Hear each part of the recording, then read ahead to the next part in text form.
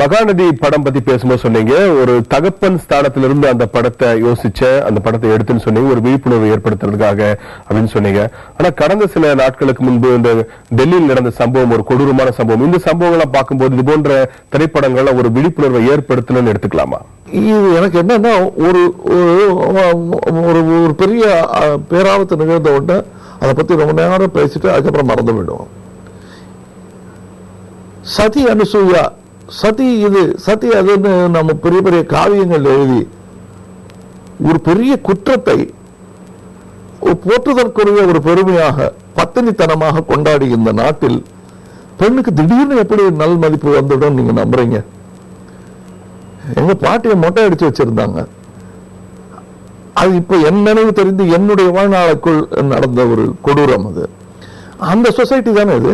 அது நியாயமாக எங்க பாட்டியும் ஏத்துக்கிட்டு என்ன இப்படி பண்ணிட்டாங்களேன்னு யார்கிட்டையும் அவங்க குறை சொல்ல, இதுதான் நியாயம் என்று நம்பிக்கொண்டிருந்தார்கள்.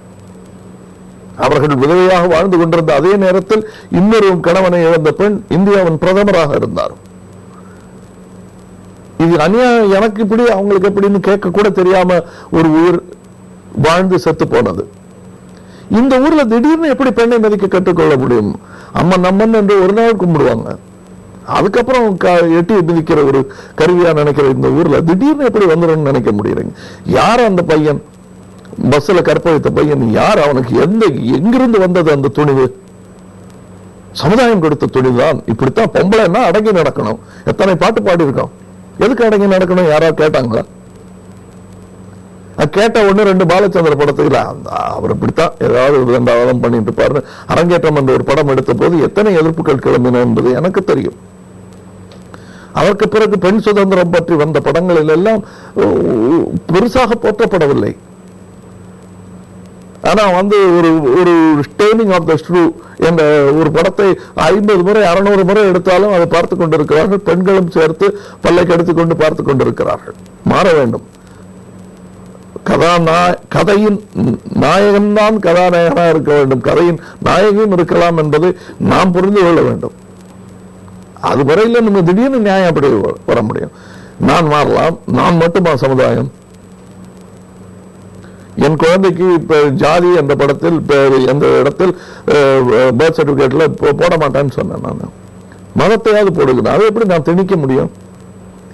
ஹிந்தியே திணிக்க கூடாதுன்னு சொன்னேன். நான் எப்படி மதத்தை திணிக்க முடியும் என் குழந்தையின் பால் என்று சொன்னவன் நான் உடனே அதுவே அடுத்த நாள் சட்டமாக மாறிவிடுமா? நான் போதுமா? நீங்கள் போதுமா இந்த உலகத்தை திருத்த? ஒரு சினிமா போதுமா மக்கள் மனதை மாற்ற? ஒரு சினிமா போதுமா கேளிக்கைக்கு?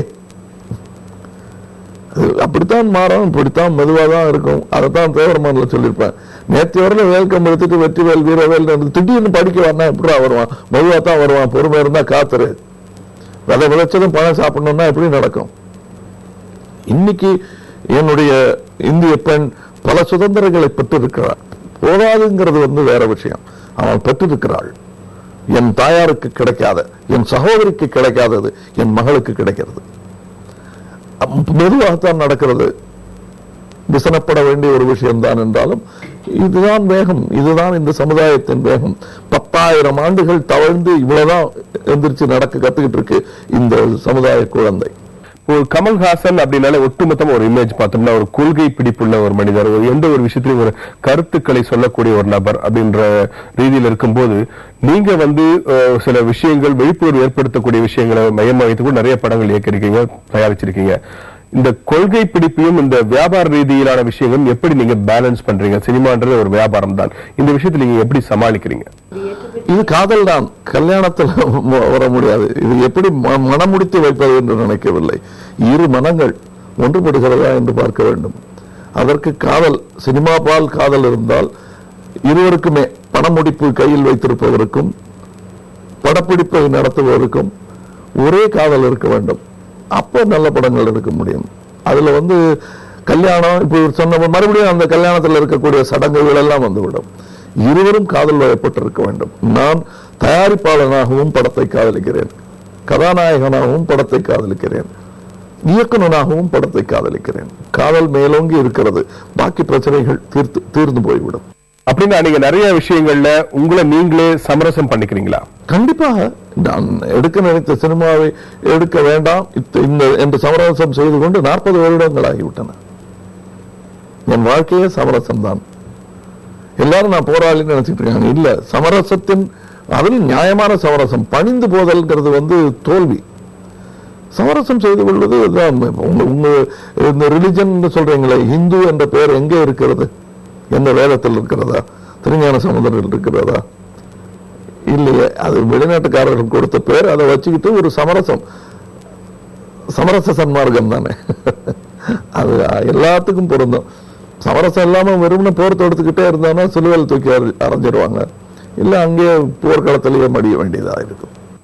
எத்தனையோ படங்கள்ல பலவிதமான இமேஜ்ல பலவிதமான கெட்டப்ல கமல்ஹாசன் நடித்திருந்தாலும் கூட அன்பே சிவம், உன்னால் முடியும் போன்ற பல சமுதாயத்துல ஒரு மாற்றத்தை ஏற்படுத்தக்கூடிய, ஒரு விழிப்புணர்வு ஏற்படுத்தக்கூடிய படங்களோ சமூக அக்கறையோட பண்ணிருக்கீங்க. அந்த வகையில அந்த மாதிரி உங்களோட மனசை தொட்ட படம், உங்களுக்கு பிடிச்ச படம்னு நீங்க சொல்லுவீங்க? எனக்கு வியப்பாக இருந்த படம் பாலச்சந்திர அவர்களின் பல படங்கள் இருக்கு. எனக்கு அவர்கள் ரொம்ப பிடிக்கும். அது அவரு காலகட்டம். சாகர சங்கமம் ஒரு வித்தியாசமான படம். எல்லாரும் நான் நாயகன் சொல்லுவேன்னு எதிர்பார்ப்பாங்க. நாயகனும் எனக்கு ரொம்ப பிடிக்கும். தேவர மகன் அதையும் விட எனக்கு பிடித்தது விருமாண்டி. பிகாஸ் அதே களம். பட் இப்ப எனக்கு பிடிச்சிருக்கிறது ஒருவேளை லேட்டஸ்ட்ங்கிறதுனால இருக்கலாம். இன்னொரு 5 வருஷம் கழிச்சு என்ன சொல்ல போறேன்னு பார்க்கணும். விஸ்வரூபம்.